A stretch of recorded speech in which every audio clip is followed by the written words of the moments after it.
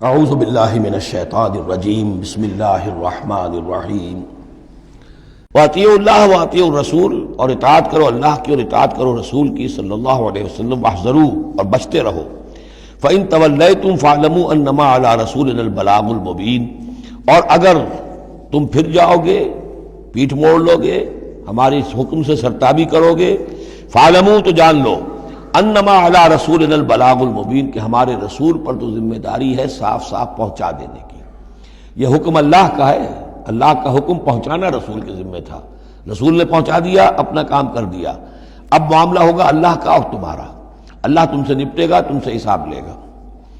یہ جو اب اگلی آیت آ رہی ہے، یہ بھی قرآن مجید کے فلسفہ، حکمت اور دین کی بڑی گہری باتوں کے ضمن میں بہت بنیادی آیت ہے۔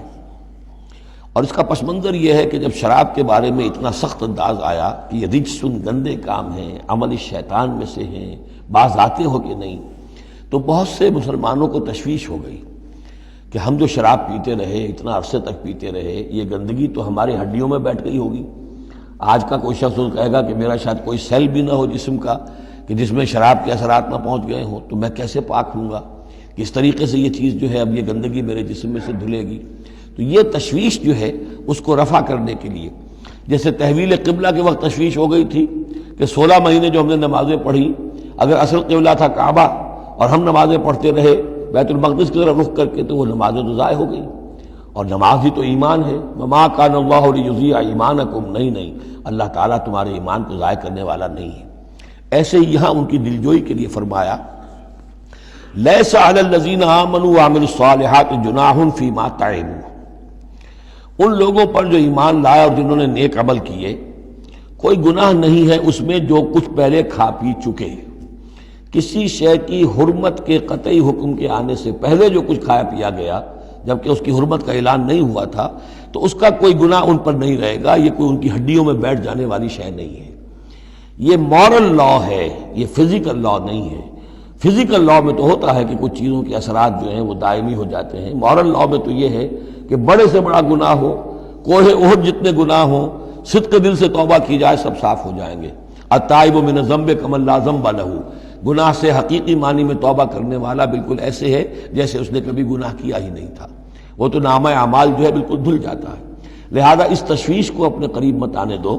لیس علی الذین آمنوا وعملوا الصالحات جناح فیما طعموا، اب جو آ رہا حصہ، اذا اتقوا وآمنوا وعملوا الصالحات ثم اتقوا وآمنوا ثم اتقوا واحسنوا واللہ یحب المحسنین، جب تک کہ وہ تقوی کی روش اختیار کیے رکھیں اور ایمان لائیں اور نیک عمل کریں، پھر اور تقوی میں بڑھیں اور ایمان لائیں، پھر اور تقوی میں بڑھیں اور درجہ احسان پہ فائز ہو جائیں۔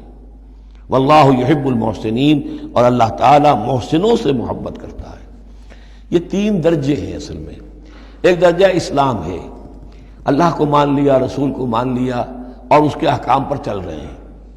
ایک اس سے اوپر کا درجہ ہے ایمان، کہ وہ یقین کے درجے میں قلب میں وہ ایمان اتر گیا ہو اب، اور جب یہ ایمان قلب کے اندر اتر گیا ہے، وَلَٰكِنَّ اللَّهَ حَبَّبَ إِلَيْكُمُ الْإِيمَانَ وَزَيَّنَهُ فِي قُلُوبِكُمْ، تو اب انہی اعمال میں، نماز پہلے بھی پڑھ رہا تھا، اب نماز کی اور شان ہوگی، اس کی بھی اور کیفیت ہوگی، اس کی زندگی کے اندر ایک نیا رنگ آ جائے گا۔ صبغۃ اللہ ومن احسن من اللہ صبغہ۔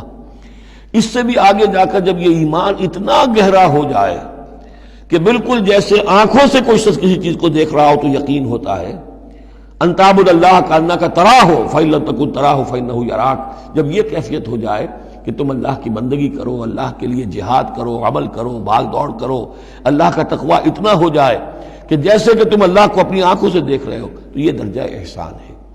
حدیث جبرائیل کے جس کو کہا گیا ام السنہ، جیسے سورہ فاتحہ ام القرآن، اساس القرآن، ایسے حدیث جبرائیل ہے ام السنہ، اور ام السنہ میں یہ ساری بات آئی ہے کہ حضرت جبرائیل انسانی شکل میں حضور کی خدمت میں آئے، صحابہ کا مجمع تھا، وہاں انہوں نے کیے اخبرنی عن الاسلام، مجھے بتائیے اسلام کیا ہے۔ اسلام میں بھی ایمان تو ہے نا، قانونی ایمان، زبانی ایمان تو ہے، لیکن اس کے ساتھ اعمال علیحدہ گنے گئے۔ اس سے اوپر جب ایمان دل میں اتر گیا، اب یہ ایمان کی وہ جو شکل ہے، اس میں اب عمل کو علیحدہ ذکر کرنے کی ضرورت ہی نہیں۔ اس مرحلے پر آ کر لازماً عمل درست ہو جائیں گے، جبکہ ایمان دل میں اتر چکا ہے اور دل میں یقین بن کر جاگزی ہو گیا ہے۔ اور پھر اور گہرا چلا گیا. یوں سمجھیے کہ جتنا جتنا درخت اوپر جا رہا ہے جڑ نیچے جا رہی ہے نا. جڑ اور ایمان کی گہری ہوئی، اسلام سے ایمان بن گیا، اور گہری ہوئی، اب یہ تیسری منزل احسان کی اس پر فائز ہو گئی. تو جب پوچھا گیا کہ اخبرنی عن الاحسان، اے نبی مجھے بتائیے احسان کیا ہے، تو آپ نے جواب دیا، اور یہ جواب 3 روایتوں میں 3 مختلف الفاظ میں ہے. ان تعمل للہ کانک تراہ، ان تخشى اللہ کانک تراہ، ان تعبد اللہ کانک تراہ فإن لم تکن تراہ فإنہ یراک. یہ تینوں میں ہے. اللہ کی بندگی، اللہ کی پرستش، اللہ کے لیے بھاگ دوڑ، اللہ کے لیے عمل، اللہ کے لیے جہاد، یہ انسان ایسی کیفیت سے سرشار ہو کر رہا ہو گویا کہ اپنی آنکھوں سے اللہ کو دیکھ رہا ہے.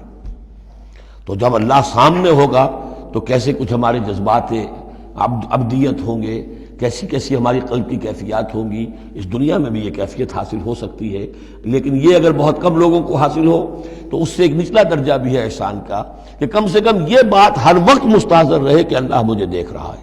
فَإِن لَمْ تَكُنْ تَرَاهُ فَإِنَّهُ يَرَاكَ. تو یہ 3 درجے ہیں جو یہاں آئے، کہ ایک بیس لائن ہے لَيْسَ عَلَى الَّذِينَ آمَنُوا وَعَمِلُوا الصَّالِحَاتِ، یہ بیس لائن ہے. جُنَاحٌ فِيمَا طَعِمُوا إِذَا مَا اتَّقَوْا. اصل میں ایک کتاب مولانا مودودی صاحب کی ہے، تحریک اسلامی کی اخلاقی بنیادیں، اور بڑی اچھی کتاب ہے. اسلام، ایمان، احسان، لیکن ساتھ ہی تقوی، 4 الفاظ انہوں نے لیے ہیں اور 4 مراتب قرار دیے ہیں. اس میں سے تشریحات تو ساری ٹھیک ہیں، لیکن میں ترتیب کے اعتبار سے اس آیت کی روح سے میرے نزدیک اس میں ایک اصلاح کی ضرورت ہے. تقوی کوئی مقام نہیں ہے. تقوی وہ اسپرٹ ہے، ڈرائیونگ اسپرٹ، جو دھکا دیتی رہے گی اور اوپر اٹھائے گی. چنانچہ تقوی کی یہاں کی تکرار ہو رہی ہے کہ بیس لائن سے تقوی نے اوپر آپ کو کیا، اب آپ اذا متقوا وآمنوا وعملوا الصالحات، آپ کے ایمان اور عمل صالح میں اور رنگ پیدا ہو گیا. ثم اتقوا، پھر تقوی اور بڑھا، تقوی نے آپ کو اور اوپر اٹھایا. ثم اتقوا وآمنوا، پھر اب وہ ایمان، یقین والا ایمان حاصل ہو گیا. اب یہاں عمل صالح کے علیحدہ ذکر کی ضرورت ہی نہیں. جب دل میں ایمان اتر گیا تو حضور نے فرمایا کہ الا ان فی الجسد مضغۃ اذا صلحت صلح الجسد کلہ واذا فسدت فسد الجسد کلہ. تو اس کے حوالے سے اب پورا کا پورا جسم ٹھیک ہو جائے گا. ثم اتقوا، پھر تقوی اور ہے تو اس کے نتیجے میں وَأَحْسَنُوا، درجہ احسان پر فائز ہو جائے انسان.